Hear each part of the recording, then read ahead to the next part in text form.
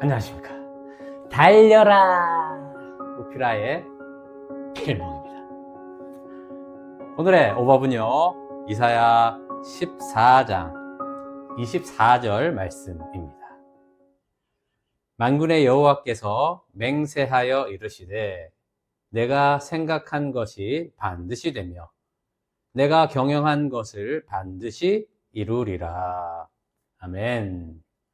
자, 계속해서 이 14장도 열국에 대한 하나님의 말씀입니다. 특별히 이 14장에 보게 되면 바벨론에 대해서 또 심판의 말씀을 하십니다. 사실 우리 13장에서 바벨론에 대한 심판을 하나님께서 말씀하셨습니다. 자, 그런데 오늘은 조금 다르긴 하지만 바벨론 왕에 대해서 심판의 말씀을 한 번 더 하신다라는 것입니다. 왜 이 바벨론은 두 번이나 하나님께서 심판의 말씀을 하실까 생각해 보면, 자, 나라가 세워졌습니다. 그리고 나라가 처음으로 망했던 때가 바로 이 바벨론 제국 때문이었다라는 것입니다. 자, 예루살렘에 남유다의 성전이 있습니다. 이 성전에 계신 분은 만군의 여호와 하나님, 즉 모든 군대의 왕이신 하나님께서 계신 곳입니다. 그러니 성전이 있으니 그 아무리 거대한 제국이라도 우리를 무너뜨릴 수 없을 것이다 라고 이스라엘 백성들은 여겼던 것입니다. 자, 그런데 예루살렘 성전은 무너지고 남유다는 완전히 황폐화가 되어서 그것도 모자라 포로로 다 이 바벨론으로 끌려가게 된 것입니다. 자, 이제 포로가 되었습니다.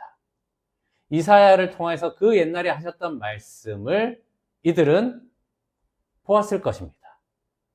자, 확인해 보니 정말 바벨론, 그때는 이 나라가 이렇게까지 부상하고 이런 일을 할 것이다 라고 생각지도 못했는데 하나님의 말씀대로 이루어진 겁니다. 자, 그러면 오늘 이 말씀 믿어졌을까요? 믿지 못했을까요? 믿었다라는 것입니다. 자, 그 말씀이 12절에 있습니다.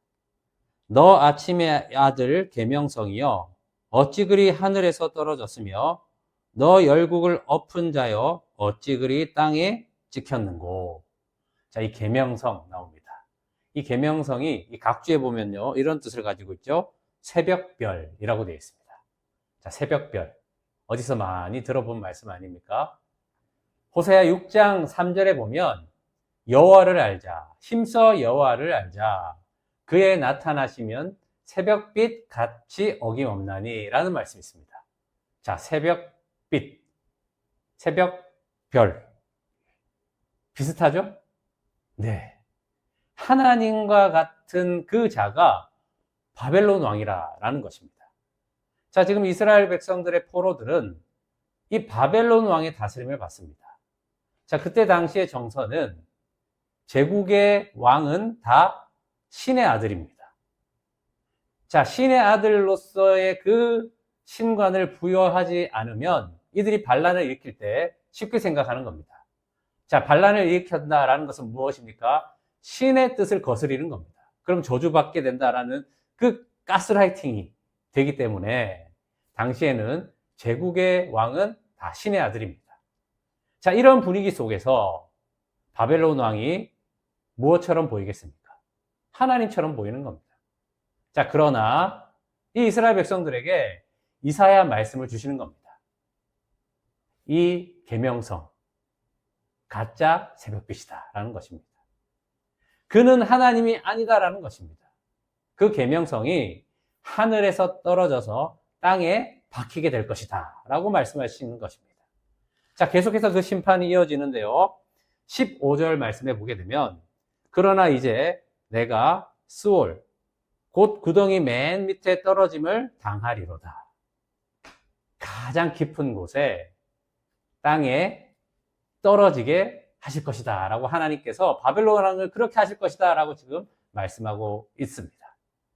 이 계명성이 라틴어로 우리가 잘 아는 루시퍼입니다. 그렇습니다. 마귀 사탄. 오늘 우리가 여러 신앙의 그 생활에 있어서 방해받고 핍박받고 그리고 믿지 못하게 하는 여러 유혹들이 있습니다. 그 정체의 근원은 마귀 사탄이죠.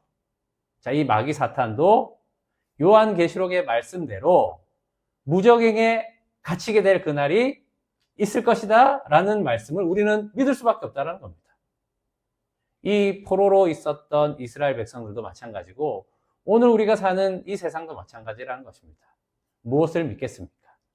하나님의 말씀이 이루어져서 그 하나님처럼 보이는 그것들도 다 하나님의 심판 앞에 꼬꾸라지고 무정행에 갇히게 되는, 지금은 마귀의 일을 멸하는 시대로서 하나님께서 긍휼을 베푸시고 이 마귀를 멸할 때 같이 멸하지 못하도록 되는 그 구원을 지금도 베풀고 계시다라는 것입니다.